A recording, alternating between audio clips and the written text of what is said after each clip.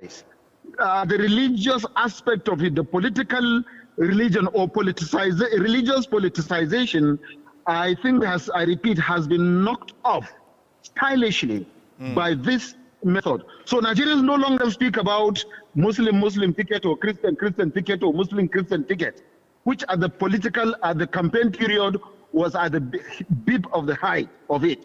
But today no Nigerians speak about that. In fact, it has come to a level where the non-Muslims challenged Muslims on the issue of Muslim ticket.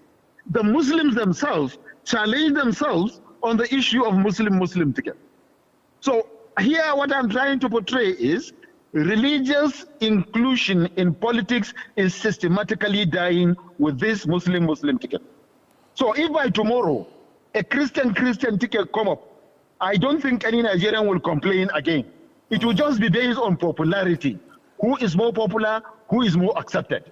This is the way I see what's going on the religious aspect of it. Yeah, but now that you are talking about major challenge is the tribal, and then the second one, regional.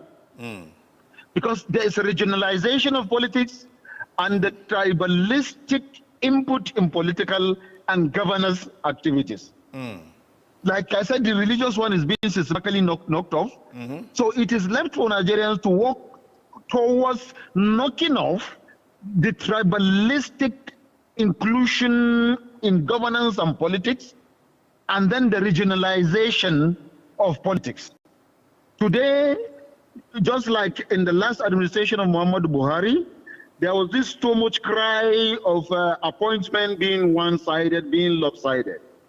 The same thing is happening under the present administration of Bola Ahmed Tinubu. There is still this cry of lopsided appointment. That is to say, based on region or tribe. It is no longer about religion anymore. It is now region and tribe. So if the leaders will consider such a thing, most especially with the present, under the present leadership of Bola Ahmed Tinubu, because he's looking towards 2027. So you need to start working towards 2027 now by beginning to correct the impression that Nigerians are having and has had in the past, under the past leadership of tribalism or regionalism. I want to agree with those Nigerians that think that we need to reject the system. Reject the system does not necessarily mean sacking the present political office owners. That is not what I consider as rejecting the system. I think rejecting the system is, like they rightly put, constitutional amendment or constitutional review.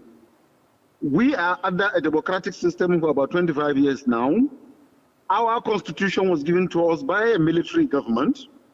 It is not out of place for Nigerians to come and give themselves a constitution that they think will be benefiting politically and administratively. I think the National Assembly is there. That is why we have the National Assembly. We can, all part of Nigerians can begin to talk to our legislators, to begin to think of the interest of the region, the state, the local government, and the community that they come, looking at the need and the requirement of these people that they represent in the National Assembly, to begin to work towards tampering with the document called the Nigerian Constitution by including and removing what is not unpopular things and bringing what is popular and the most recent and modern that will fit in and give Nigeria a coloration of that unity that we are looking at.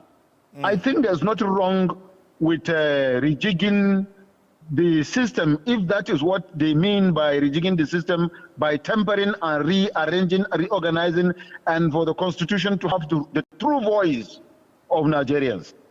But if you ask me also, I will tell you that in the broadcast of President Bola Ahmed Tinubu, he mentioned one thing that I consider very, very vital, that maybe some people didn't really give it the importance that it requires.